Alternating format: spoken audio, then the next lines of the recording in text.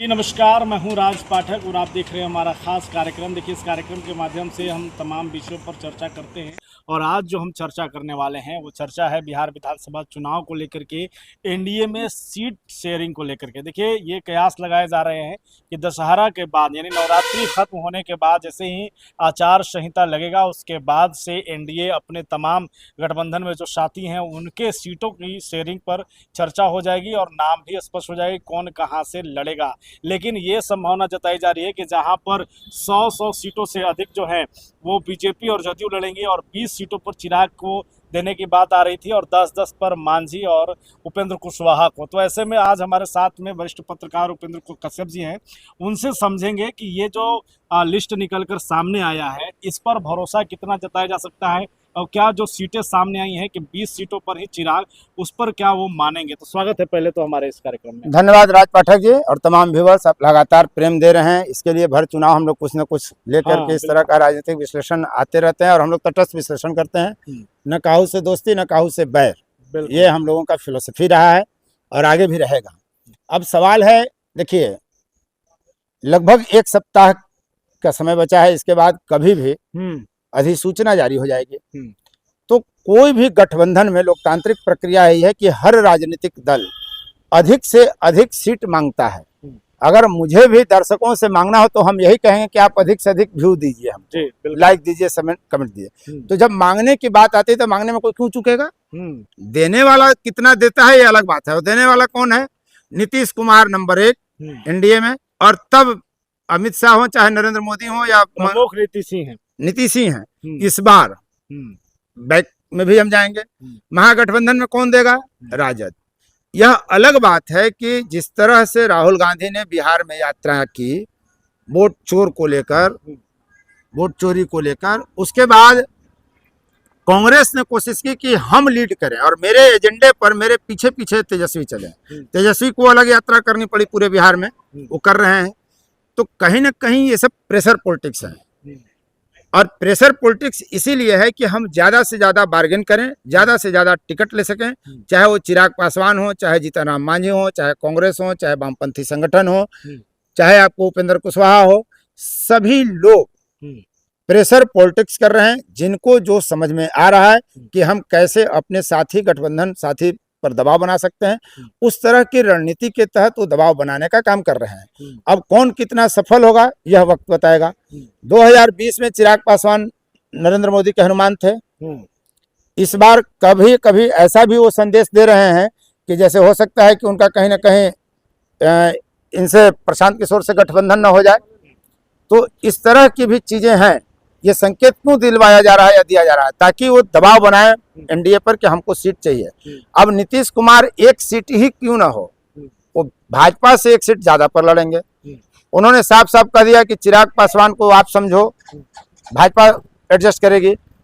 उपेंद्र कुशवाहा गाहे बगाहे ये संदेश देते हैं, संकेत करते हैं कि उनका नीतीश कुमार से बड़ा याराना है, अभी भी बड़ा घनिष्ठता है अभी भी। तो सवाल ये उठता है कि जब 101 सीट पर जदयू लड़ेगी और 100 सीट पर बीजेपी, तो बचा कितना? 42 सीट। तो 42 सीट में किसको किसको कितना मिलेगा? 40 सीट पर दावा ठोक रहे हैं चिराग पासवान, तो 40 तो मिलेगा नहीं, यह तय है। कितना मिलेगा मैं ये नहीं जानता। तो जो 100 से ज्यादा सीटों पर 2020 में चुनाव लड़ चुका है, चिराग पासवान लड़े थे पिछले बार, वो कैसे एडजस्ट करेंगे? उनका अलग गठबंधन था, उनका अलग गठबंधन था चिराग पासवान का। वो मैनेज कर पाएंगे? अरे कि हम 5 सांसद हमारे हैं और तो हम उनको तो 30 सीट चाहिए। एक लोकसभा में आमतौर पे 6 विधानसभा क्षेत्र होते हैं लगभग, तो इनको तो 30 चाहिए ही चाहिए। लेकिन 30 नहीं मिलेगा, ये हम आपको गारंटी लिख के दे सकते हैं। 30 नहीं मिलेगा।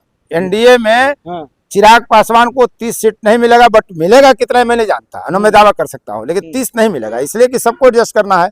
दूसरी तरफ अगर आप देखें कि जीतन राम मांझी भी लगातार प्रेशर बना रहे हैं। चिराग पासवान एनडीए का मजबूत घटक दल है, वो नहीं रहेंगे तो फिर स्थिति खराब हो जाएगा। देखिए, नहीं, मैं बात समझ रहा हूँ।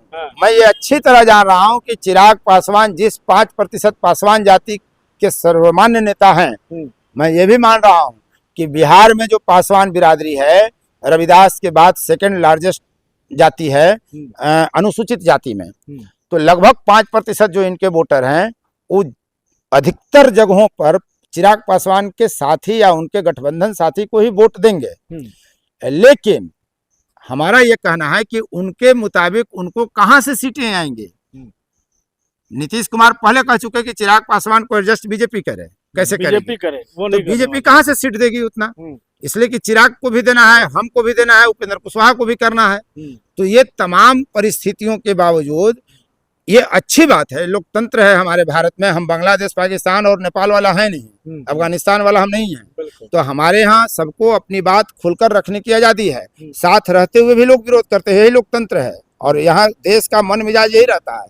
तो वैसी परिस्थिति में चिराग पासवान अपनी भलाई के लिए, अपनी पार्टी के लिए वो अच्छा कर रहे हैं, लेकिन उनको मिलेगा नहीं। हम खूब पढ़ रहे हैं कि हम आईएएस बन जाए, लेकिन गारंटी नहीं कि हम बन जाए। हम अपने तरफ से तो 10 सीट जो बात आ रहा है कि जीतन राम मांझी की पार्टी को 10 सीट मिलने का लग रहा है, 10 सीटों पर बात बनेगी उनके लिए नहीं, इसलिए कि मांझी देखिए सब कुछ जाति समीकरण पर है यार। अब मांझियों की आबादी कितनी है, पासवान से काफी कम है। तो 10 सीटें अगर मांझी को मिलेगी तो फिर 30 सीट 40 सीट क्यों नहीं दीजिएगा चिराग पासवान को। तो फिर कहां से होगा। और मांझी मगध क्षेत्र में ही किसी किसी सीटों पर पॉकेटवार अगर कहें तो वो मजबूत पक्ष दिखता है उनका। लेकिन पासवान एक ऐसी जाति है जो बिहार के लगभग सभी सीटों पर, चाहे उसका 5000 वोटर हो या 10,000 वोटर हो, लेकिन वोटर है। तो वो हर सीट पर निर्णायक भूमिका में पासवान जाति का वोटर है। और उसमें एग्रेशन है चिराग को लेकर, पहले रामविलास पासवान जी को लेकर था कि वो एग्रेसिव वोट पोल करता है। तो ऐसे में मुझे जो लगता है कि मांझी को अगर 10 मिलेगा तो इनको 30-40 तो देना पड़ जाएगा। इसलिए मुझे नहीं लगता है कि उनको मिलेगा। मुझे लगता है कि बीजेपी की स्ट्रेटेजी ये होगी कि अनुसूचित जाति के मांझी समुदाय, इसको पासवान समुदाय को हम अपने पाले में मजबूती से रखें। तो अगर पासवान समुदाय को मजबूती से रखना है तो चिराग पासवान को उनको संतुष्ट करना होगा। ये और बात है कि सीटें चाहे जितनी कम हो, और जब सत्ताधारी दल जो है, बीजेपी बहुत बड़ी पार्टी है, तो उसके पास ये सहूलियत है चिराग पासवान को अपने अनुसार सहेज लेने के लिए। इसलिए कि उनके पास राज्यसभा है, विधान परिषद है, दूसरी कई कमेटियां हैं, आयोग हैं, तो कहीं भी एडजस्ट किया जा सकता है। तो दूसरे प्रलोभन भी दिए जा सकते हैं। चिराग मतलब दूसरे प्रलोभन में चले जाएंगे आपको लग रहा है, क्योंकि वो जो कह रहे हैं, अगर वो कह रहे हैं कि हम हनुमान हैं थे 2020 में और इस बार एनडीए की भलाई चाहते हैं, तो हमको लगता है समझौता करेंगे। इसका नुकसान नहीं होगा। देखिए, जो अब हमारा वही चर्चा है कि जो चिराग पासवान 2020 में जदयू के खिलाफ चुनाव लड़े, और लड़े नहीं, कई जगह पर अपने उम्मीदवार उतार दिए, और उम्मीदवार उतारे जिसमें कई ऐसे उम्मीदवार इसीलिए नीतीश फूक कर चल रहे हैं। इसीलिए नीतीश फूक कर चल रहे हैं, कहे कि चिराग को आप समेटिए। तो मतलब नुकसान भी हो तो बीजेपी तो नीतीश कुमार इस बिहार का चाणक्य है राजनीति का, और नीतीश कुमार इसीलिए कह दिए हैं कि चिराग को आप समेटो। अमित शाह जी से साफ मिलकर कह दिए। तो अब वो गेम नहीं चलेगा। और अगर बीजेपी ने 2020 दोहराने की कोशिश की, पर्दे के पीछे से बोलने की कोई रणनीति अपनाई, जैसा कि पिछले चुनाव में बीजेपी के बड़े नेता चुप थे हनुमान कहे जाने के बावजूद चिराग की तरफ से, अगर इस बार बीजेपी खेला करने की कोशिश करेगी तो बिहार में महागठबंधन की सरकार बनती हुई मुझे दिख रही है। तेजस्वी सरकार आपको साफ दिख रहा है। हाँ, किस तरीके का स्थिति रहा था। हाँ, इसलिए मुझे नहीं लगता है नीतीश कुमार पलटी मार सकते हैं क्या इसमें। अब उसके लिए तो एक वीडियो और बनाया जा सकता है जो मेरे पास सूचना है। रणनीति बहुत दूर तक है। और नीतीश कुमार को कच्चा मत बुझिए। नीतीश कुमार पागल नहीं है, नीतीश कुमार बीमार नहीं है। अगर नीतीश कुमार बीमार रहते, जिस तरह की बातें एनडीए वाले कहते रहे जब ये महागठबंधन के साथ थे, और जब ये भाजपा के साथ आए तो राजद वाले कह रहे थे कि बीमार आदमी है, हाईजेक कर लिया है नीतीश कुमार को। नीतीश कुमार कच्चा गोली नहीं खाया हुआ है कि उसको भाजपा वाला हाईजेक कर लेगा, वो सिखा देगा राजनीति बढ़िया बढ़िया को। तो ऐसा मत कहिए कि नीतीश कुमार अभी, मतलब एक होता है कि जानबूझकर भी बेवकूफ बना जाता है, जानबूझकर भी बीमार बना जाता है, हो सकता है। ये तो नीतीश को सफाई देनी पड़ेगी। लेकिन नीतीश कुमार ने कभी नहीं कहा कि मैं बीमार हूँ। नीतीश कुमार ने कभी नहीं कहा स्वस्थ। तो क्या एसीएस के माथे पर गमला रख देना पौधा का नाटक भी हो सकता है भैया। राजनीति में जो दिखता है वो होता नहीं है, जो होता है वो दिखता नहीं है। नीतीश खेल कर रहे हैं बिहार में, ये हो सकता है खेला हो। और उनके लिए तो दोनों दरवाजे खुले हुए हैं। भाजपा के साथ भी सरकार बना सकते हैं, राजद के साथ भी सरकार बना सकते हैं। राजद न भाजपा के साथ जा सकती है, न भाजपा राजद के साथ जा सकती है। तो नीतीश के दोनों हाथ में लड्डू हैं, बाकी किसी के पास नीतीश लड्डू नहीं सबके है। हैं नीतीश सबके हैं, हाँ। और जो सबका है वो किसी का नहीं होता है। ये चलिए, बहुत धन्यवाद हमारे साथ जुड़ने के लिए।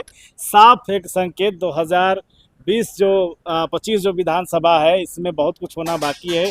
नीतीश कुमार के स्वास्थ्य पर चाहे एनडीए में कोई भी हो या महागठबंधन, सवाल होते हैं, लेकिन जिस तरीके से इन्होंने कहा है कि उसी स्वास्थ्य को लेकर के नीतीश कुमार खेला भी कर सकते हैं और खेला करने की भी तैयारी हो सकती है। तो लगातार बने रहिए, लगातार इस तरीके के विश्लेषण चर्चा हम करते रहेंगे और आप तक तमाम नए वीडियो भी लेकर आते रहेंगे। बने रहिए, देखते रहिए हमारा खास चैनल।